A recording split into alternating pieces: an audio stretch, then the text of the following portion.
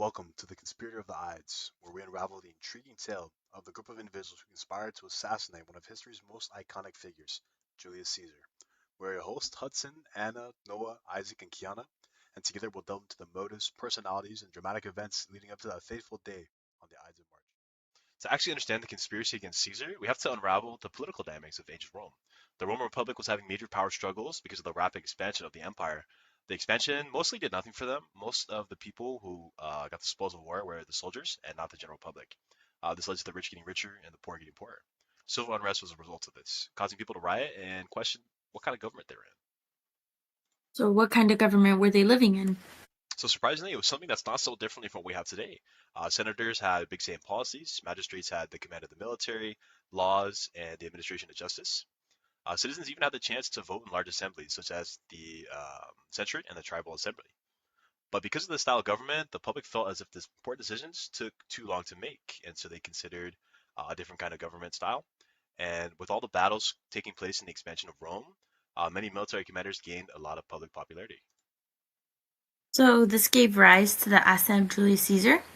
Yeah, his leadership on the battle gained the respect of a lot of people. He had an estimate of about 24,000 soldiers in his legion. Uh, and eventually, because of this, he was voted to be consul, which is kind of like a government official.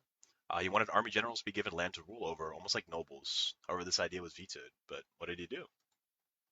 He went to the public. He did go to the public. He told them he was on their side and he had their backs. And because of this, the vote was reinstated but vetoed again. But guess what?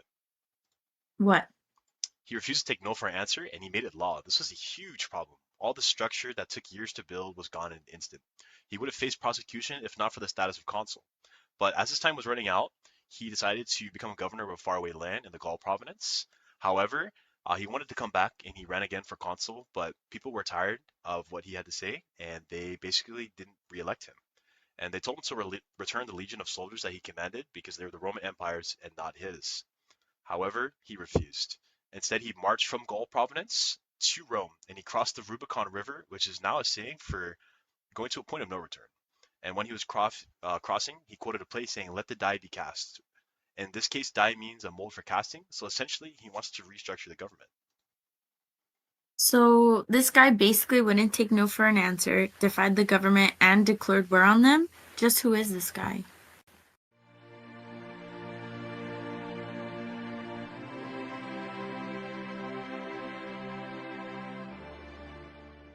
Caesar was a Roman general and politician who named himself dictator of the Roman Empire.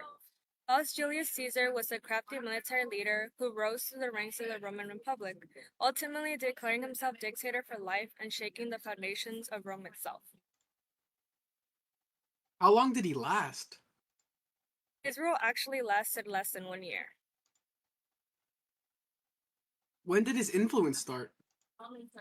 His influence started long before he became a ruler, so spanning back to many of his victories in the main battles for the expansion of the Roman Empire. So how did he start? So during his youth, the Roman Republic was in chaos.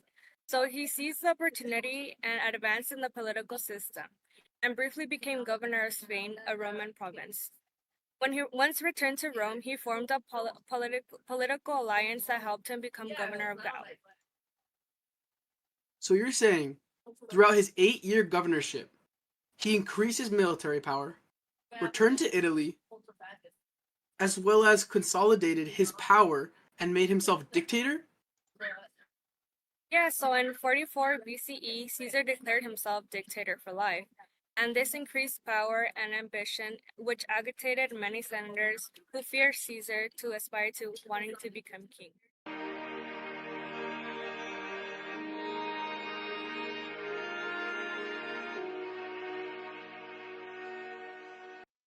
We explore the motivations and fears that led him to conspire against Caesar. Was it a genuine concern for the Republic, personal ambition, or a mix of both? I guess it makes sense why people plotted against a man who called himself a dictator for life. But who were these individuals anyways, and why would they assassinate their own leader who seems pretty accomplished? If I try to name out all the people involved, which were solely senators, it would be a while since there were over 60 conspirators. But some of the main people were people like Brutus, Cassius, and Junius. And some of these individuals were pretty close to Caesar himself, like Junius. who was regarded as a son to Caesar, which is pretty crazy to think about since he was a lead player in his assassination. I'd be pretty upset after death if I found this out. But who would make such close friends with Caesar and turn on him so violently and choose death?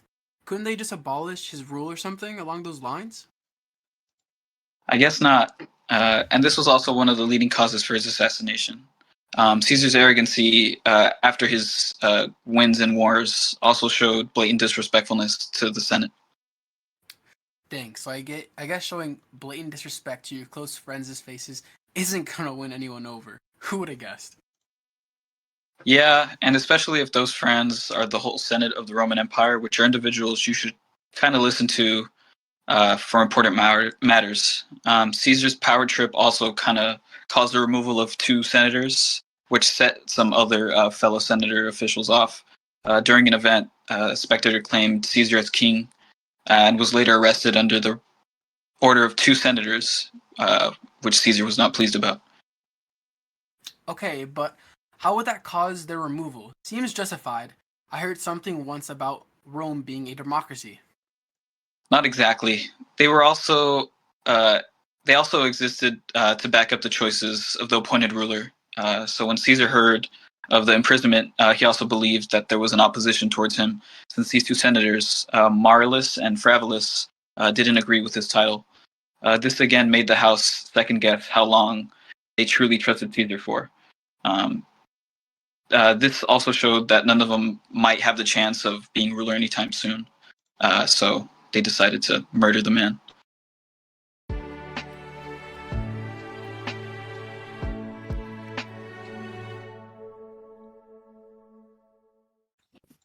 The day arrives, March 15th, 44 BCE. We recount the dramatic events leading up to the assassination, the betrayal in the Senate, and the fatal encounter that changed the course of Roman history forever. On March 15th, Caesar was scheduled to attend a meeting in the Senate. The first was procedural business, but rumors were spreading that their proposal to crown Caesar king. So, before the meeting in the Senate, Julius actually received a warning from Spurinna, who was a seer about the Ides of March. Historically, there's no specification of what it says. However, the message of it was simple: be careful on the Ides of March. So how did the Ides of March begin? That morning, Caesar's wife woke from a nightmare in which she saw Caesar murdered, which was probably a result of her recalling the soothsayer's earlier warning about Caesar's life being in danger for the next 30 days. She begged Caesar not to attend the meeting, and she convinced him, and he canceled the meeting in the Senate. So if he canceled it, how and where did he get assassinated? So as soon as the conspirators got word that the king canceled, they needed to think fast and persuade him to allow the meeting to take place.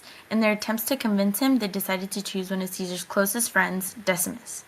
But Decimus would betray one of his own friends? I'm sure there was manipulation involved since Decimus had served Caesar for more than a decade and he was rewarded for all of his efforts, but Decimus still decided to meet up with Caesar at his home and convince Caesar that if he failed to show up for the meeting, the senators would look down on him and think he was weak. And Caesar agreed.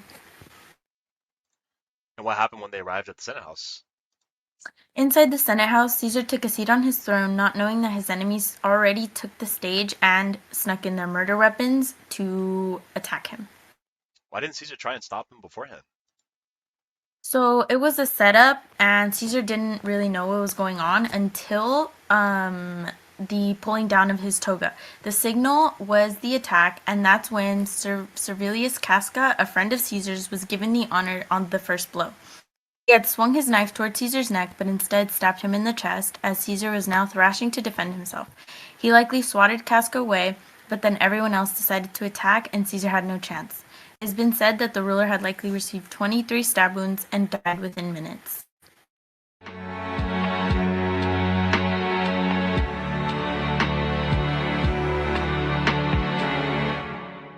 What were the immediate consequences of Caesar's assassination? Well, Caesar's assassination plunged Rome into immediate chaos, declared dictatorship suddenly dying. Well, yeah, I could imagine the murder of such a prominent figure triggered such a widespread panic and confusion among the Roman people. Exactly. Soon after, a power vacuum emerged as various factions fought for control. The conspirators sought to restore the Roman Republic and eliminate what they perceived as Caesar's tyranny. So basically, all hell broke loose after his death. Basically, Yes, this power struggle culminated a series of civil wars known as the Liberators' Civil War, where forces loyal to the conspirators faced off against those supporting the Second Triumvirate, a coalition formed by Octavian, Caesar's adopted. Wow. So what happened after the wars? What happened to his adopted heir? Well, Octavian became the uncontested master of Rome, and in 27 BCE, Octavian offered to relinquish his power, but the Senate instead granted him the title of Augustus, marking the beginning of the new Roman Empire. Well, thank you for that. Could I ask one more question? Of course you can. So did the Roman Empire keep peace? Yes, matter of fact, the events surrounding Caesar's assassination and its aftermath left a lasting impact on Roman's history. The transition from republic to empire altered the political landscape and set the stage for the imperial system that would endure for centuries.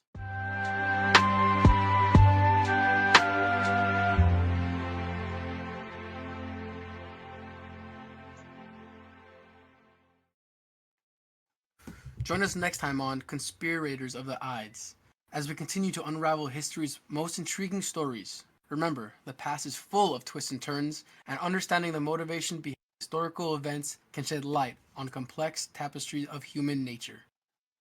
We are your conspirators, Hudson, Anna, Noah, Isaac, and Keanna. Signing out.